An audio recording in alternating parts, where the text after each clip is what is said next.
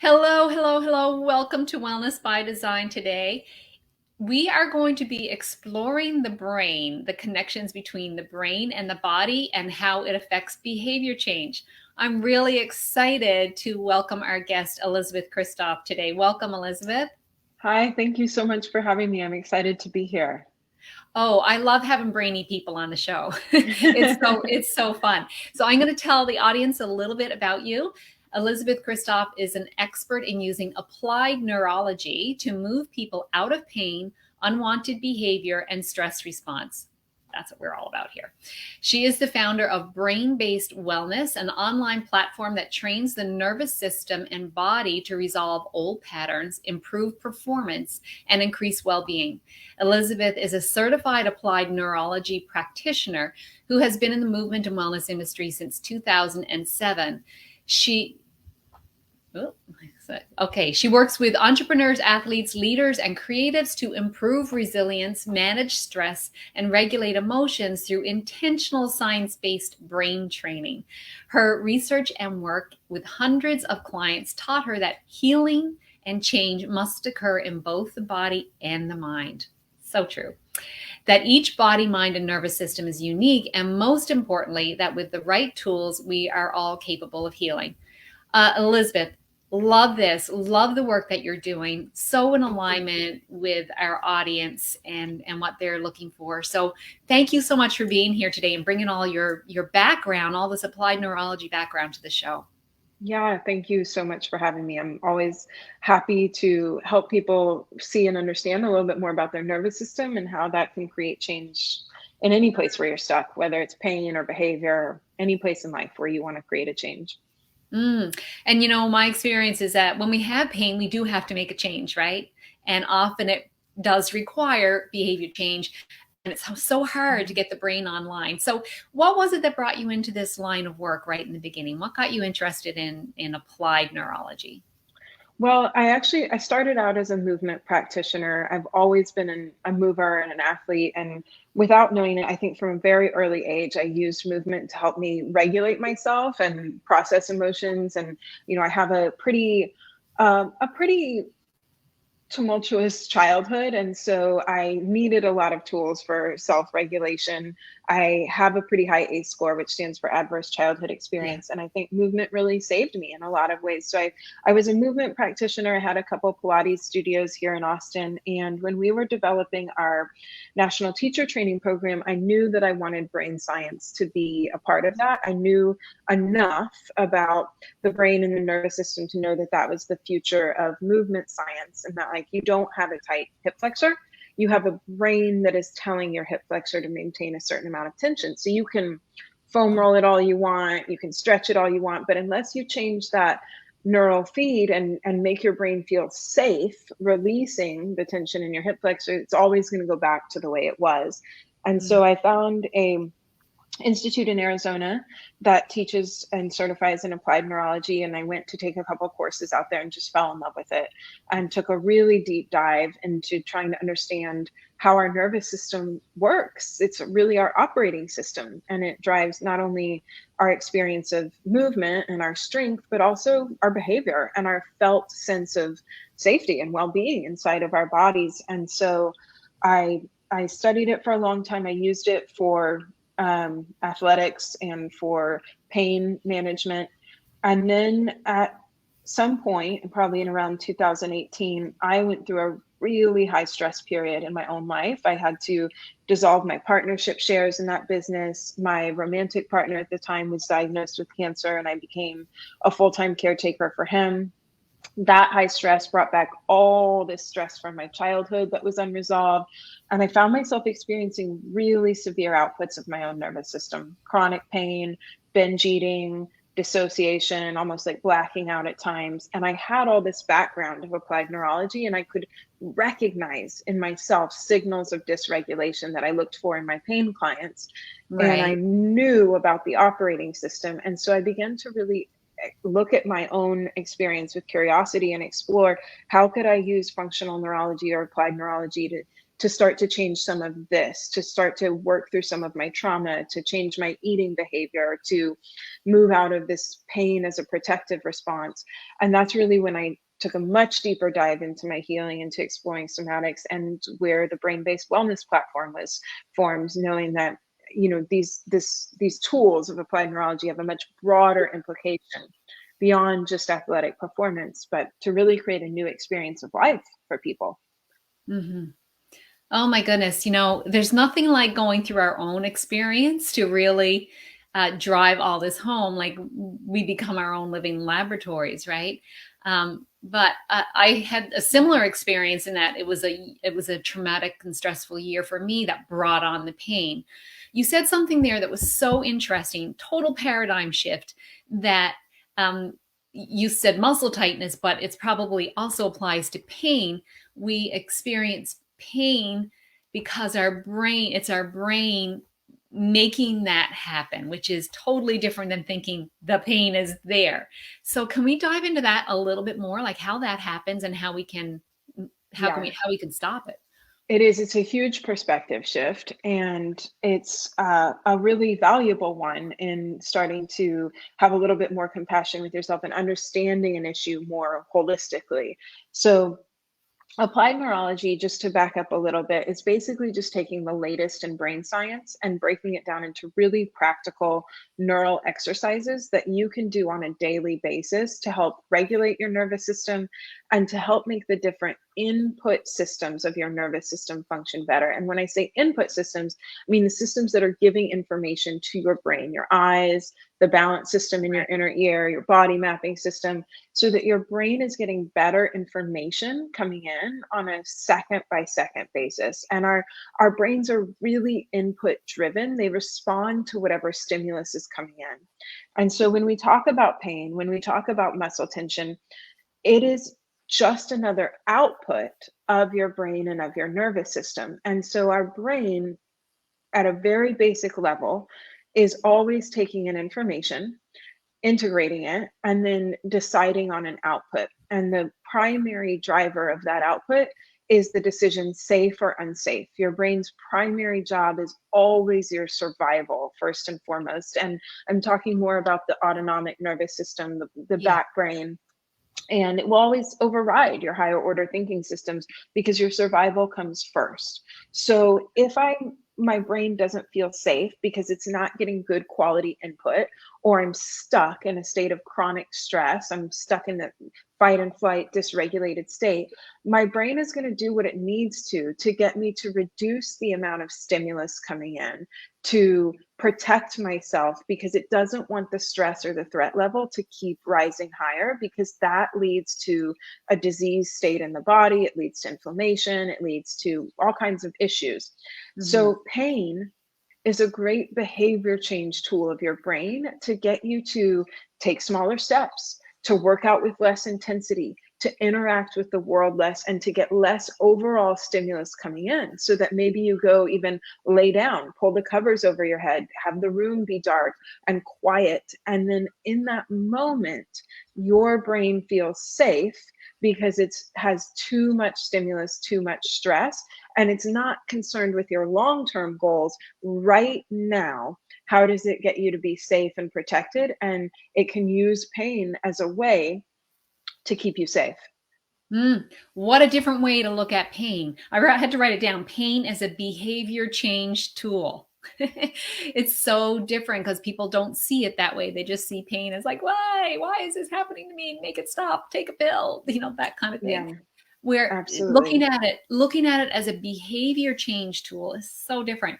So you talked about tools to help the brain feel safe. Are we able to run through any of those tools now, like something practical that people can see? I know it's very practical and physical, the work that you do. So can we see that? Sure. So I think the best place to start is with some really simple drills for self-regulation. So there's two ways that we use applied neurology. One is to regulate the nervous system. So when we're stuck in a state of chronic stress, or we have too much what's called sympathetic nervous system response, which is your fight and flight or freeze system, you're just too heightened all of the time. That's really taxing on your body. We want a little bit of stress, and it's fine to get up into that state sometimes, but you don't want to get stuck there. And so there's tools that we can use to help upregulate our parasympathetic nervous system, our calm and respond, our Mhm. rest and digest. And so that's usually where I start with people, like, what are just some very simple stimulus tools that we can use to help regulate our nervous system and bring us out of that heightened state of arousal, so that we don't have to move into unwanted behaviors like eating a bunch of food or drinking alcohol or getting a migraine or anything like that, that will bring you out of that state. And then there's intentionally training the nervous system. So that's the other thing we do on the site. We train your visual system, the balance system in your inner ear, and kind of make a daily nervous system hygiene practice, or like just like you would think about training your muscles in the gym to get stronger and more resilient. Everything is a skill. Every skill is trainable. So you can train those input systems, like your eyes. You can actually train yourself to have better vision. You can train yourself to have better balance. You can train yourself to have a clearer body map of where you are in space. But you have to do that on a regular and consistent basis, just like you would to create any other kind of change. When you Yeah. create that change, though, your nervous system functions better and you experience less protective outputs like pain. So let's start just with a simple regulation tool. So Okay. the first most important thing to do when you're doing applied neurology is to always assess and reassess, because everybody's nervous system is different, and something that works really well for someone may not work for somebody else. So it's important that we learn to know whether this is stimulus that our body needs or not. And so the first thing to do is maybe just sit up nice and tall, relax your shoulders, and take a few seconds to drop from your head into your body and look for some signals. So, is your mouth dry, or does it have plenty of saliva? So, that saliva is part of our digestive process. If we're in more of a calm and respond, rest and digest state, you'll have plenty of saliva. If your mouth starts to go dry, that's signaling a little bit of threat. So, you can look for that. How about your palms? Are they clammy or shaky? And notice if you have like nervous energy in your hands. You can notice if your shoulders are up by your ears. That's part of our protective reflexive posture. Or if they're just nice and relaxed and tall. If you can, feel your heartbeat. For some people, that's not accessible. So if you can feel if your heart is racing or not, that's another way to gauge. And then it's also great to just do a range of motion test. So you could just simply turn your head from side to side and see how far you can see out of the corner of your eye. Maybe rate the tension in your neck on a scale of 1 to 10, and just have a good baseline, something that you can come back to and assess. If you don't feel tension there, maybe test your shoulder, some kind of range of motion where you carry a little bit of tension. Mhm. And then what we're going to do is a very simple exercise. We're going to do some tongue circles. Our vagus nerve is a really important nerve in our calm and respond system, and it innervates at the back of the tongue. So tongue movement is a really great way to create stimulus for your vagus nerve. So we're going to take our tongue over our teeth, under our lips, and we're going to make some big circles going a little further back each time. So we'll always try to have a nice tall posture, draw the back of the head back, relax the shoulders, let your abdominals soften. And then we're just going to start to circle the tongue.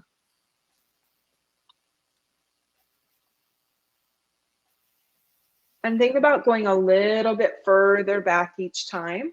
Maybe close your eyes and start to slow your exhales down, making them twice as long as your inhalation, breathing in and out through the nose. And then reverse, go the other direction.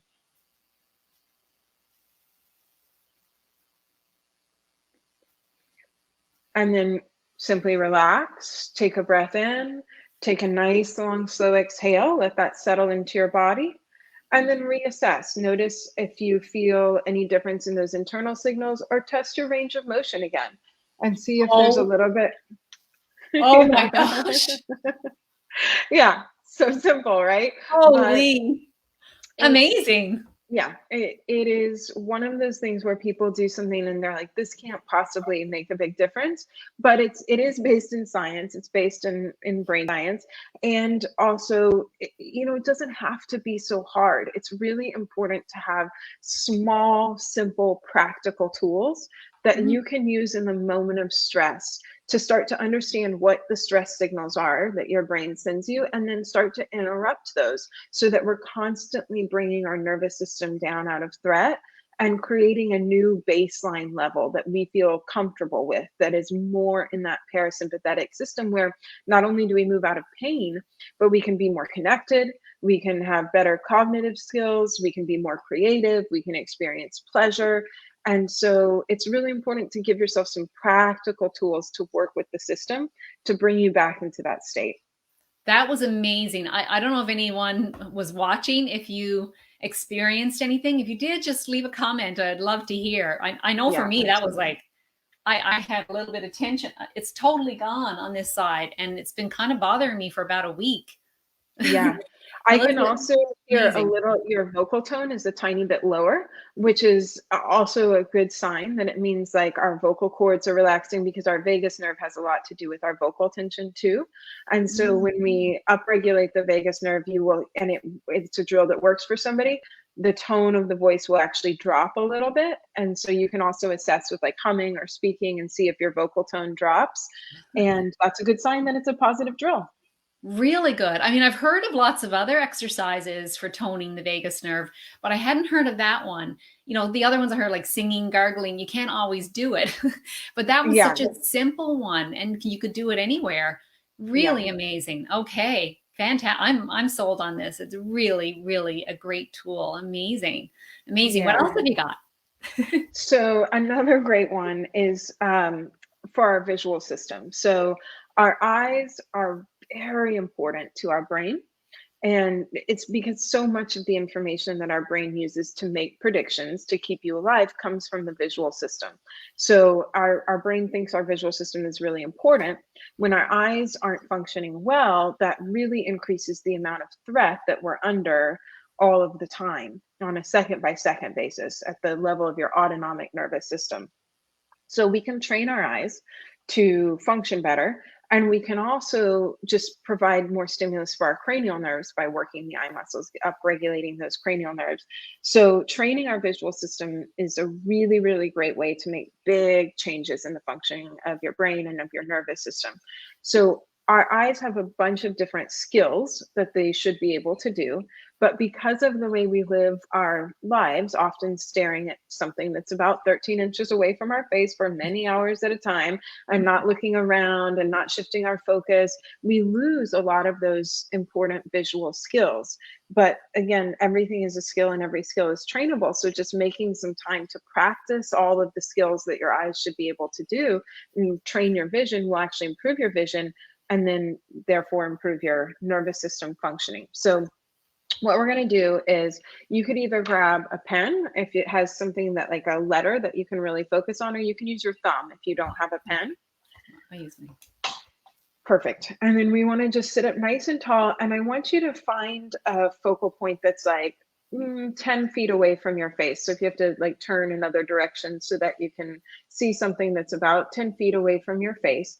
And then we're going to take your pen and bring it in as close to your face as you can, while still seeing it clearly, and find as sharp a focal point as you can. So if we don't have great vision, it's okay to keep it out a little bit further, or to find just a really big focal point on the pen. And then we're just going to simply shift your vision from near to far. So you're going to look at the pen, let it come completely into focus, and then shift your vision to your far away focal point. Let that come completely into focus.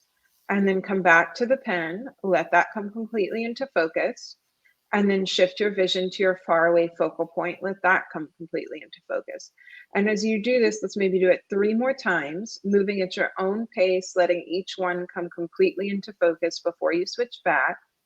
And try to keep a nice tall spine, nice, easy, gentle exhales.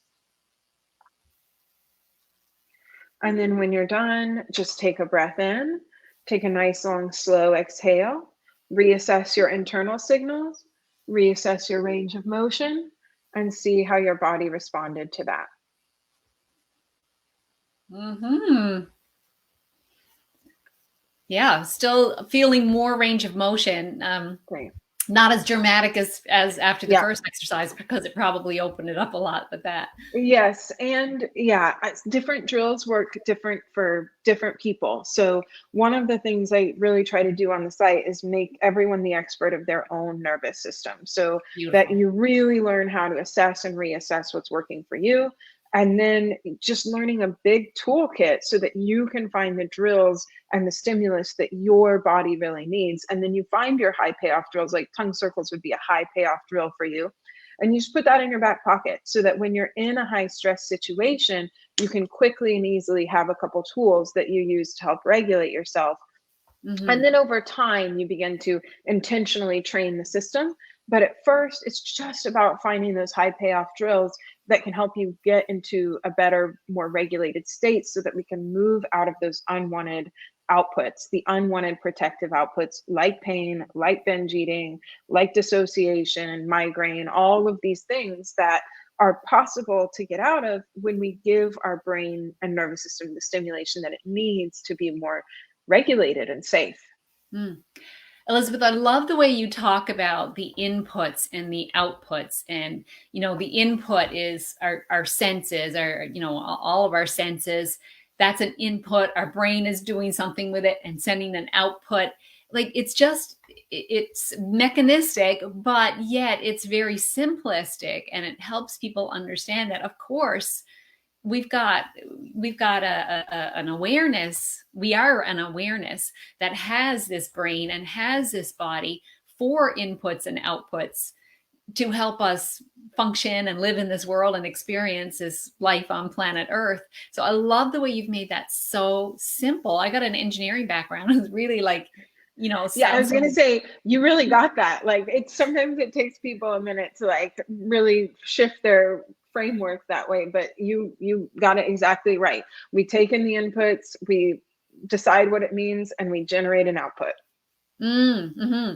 And to think of the whole pain or binge eating or sitting down and watching Netflix for 2 full days, that those are just an output as a result of the inputs. and, Yeah. and so this works with how do subconscious thoughts and programming play into this?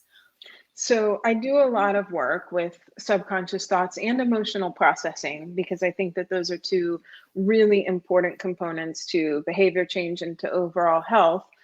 But what I've found in doing this work is that we all want to change our mindset. We want to rewire those deep limiting beliefs that drive us into behaviors that we don't want or that hold us back in our life, that limit us. We want to be able to process our emotions through our body. But oftentimes, at that deep automatic level, it does not feel safe because, from whatever reason, between the ages to 0 to 7, we baked in this belief that it's not safe to express your emotions, or um, if you express your desires, you'll hurt the people that you love, or that it's not safe to use your voice or to be visible. And we start to try to go against those beliefs because cognitively we work through it and we understand, okay, well, my visibility serves the world, or I am inherently worthy. And we, write our affirmations and we do the work to try to do that. But it's still not safe to that deep automatic level of our body and Right, our nervous system. And so right. we push through into these new beliefs, but we start to actually move ourselves into a high stress state, into sympathetic nervous system response by going against those survival beliefs that we've been relying Interesting. on all of our life to stay safe.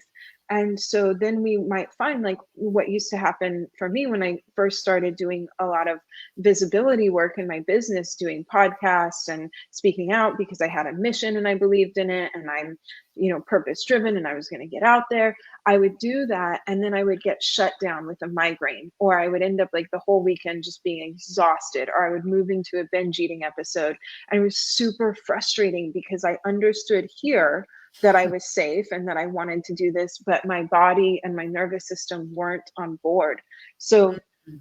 how I really use this work in conjunction with mindset and emotional processing is we find drills and stimulus that your nervous system responds really well to, that create that felt sense of safety and well-being inside of the body, that create that parasympathetic response. And then I deconstruct the belief, and I realize what my new belief is, and I realize the new actions I want to take. And then before and after I take the new actions that correspond with my new belief, I do nervous system work to regulate the system around taking the new action. So before I do this podcast, I do some drills that allow me to be in a more parasympathetic state, connected, present, relaxed. And then after I do this podcast, I will do some more drills to recalm my nervous system and to continue to teach my body it is safe. It's safe to use your voice. It's safe to be visible. After I do this, I can create that sense of well-being inside of my body by working with the system intentionally, so that I'm not pushing myself into threat and I don't have to compromise my health and my quality of life to move into these new actions that I want, that align with my new beliefs. Oh, so interesting. So you've got your tools that you use before and after. So when you're sort of maybe getting nervous, to be stepping outside of that comfort zone, and then afterwards to bring yourself back down. So would they be similar types of exercises Mhm. that we just did? Yep, I have some stuff that I do for my vagus nerve, some stuff for my different cranial nerves, maybe a couple eye drills, maybe just some box breathing or some nice long exhales. Maybe I shake around a little bit to process some of that stress through. And then I take the action, and then I re-regulate after. And the more I'm creating safety around those new actions, the more that gets wired in, right? Whatever we do, we get better at. That's a neurological principle. So if I'm continuing to push myself into threat, I get better at creating that high stress response. If I'm continuing to push myself into pain, I get better at creating pain. If I'm continuing to push myself into migraine, I get better at creating migraine. But if I can interrupt that and create a new output from that behavior, I'm getting better and better at staying calm and regulated in that state. And that's really important, because if we keep pushing through into pain, into migraine, into binge eating, we burn out eventually in the behavior change, in creating the life that we want. Eventually I'm going to say, screw this, it's not worth it to be visible for my business. It's not worth it to use my voice, because the cost is too high. And so if I can create that new response all the time, then I can prevent exhaustion, burnout, and make behavior change sustainable. Oh, this is so good and so interesting, Elisabeth. We're coming up to the end now. I want to ask you the last question that, well, before I get to that, where can people find out more about you? The best place to find me is my website, which is brain-based-wellness.com. And I actually have a free video series up there that'll teach you a little bit more about how to assess and reassess, what works for your own nervous system, plus 5 really simple neural exercises, kind of like what we did today, that are beneficial for a large number of my clients. And you can use those, see how it feels in your body, and then start to apply them when you're under stress. And that's the best place to get started. And then you can move on from the work in that way. I'll share the link to your website in the notes. But I gotta say, Elisabeth's website is the coolest. When you hover your mouse over the top banner picture, it makes this like network thing, it is so cool. I love it. Really fun to play with. But a lot of really great tools there as well. So thank you for that. Okay, my last question, Elisabeth, is what's one action someone could take today to improve their health? Like you got anything to choose from. What would you recommend someone do today? I would say the best place to start is just a shift to curiosity. So if instead of looking at your behavior and like going into that judgment or shame spiral, if you can think for a minute under the lens of like, my brain is trying to protect me. All of my behaviors are my brain's best bet to either get the stimulus that it needs or the regulation that it needs to stay safe. And so if you have anything where you're stuck, you're limited, you're frustrated, if you can just take 1 minute after the behavior, take a breath in, take a nice long exhale, and think, how is this protecting me? How is this keeping me safe? And can I get curious about what was happening in my life before this, the signals that my body was sending me, maybe having a little bit of compassion for ourselves, looking at it through that lens, and then it becomes possible to start to take action to move in another direction.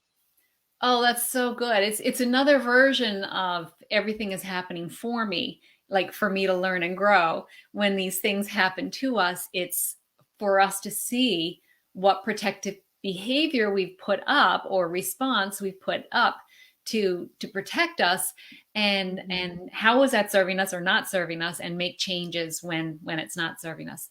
That is Yeah. so good, Elizabeth. Thank you so much for that. And thank you so much for being the guest on Wellness by Design today. It's been a fabulous show. Thank you so much for having me. It was such a pleasure to be here. Okay, thanks. Bye, everyone.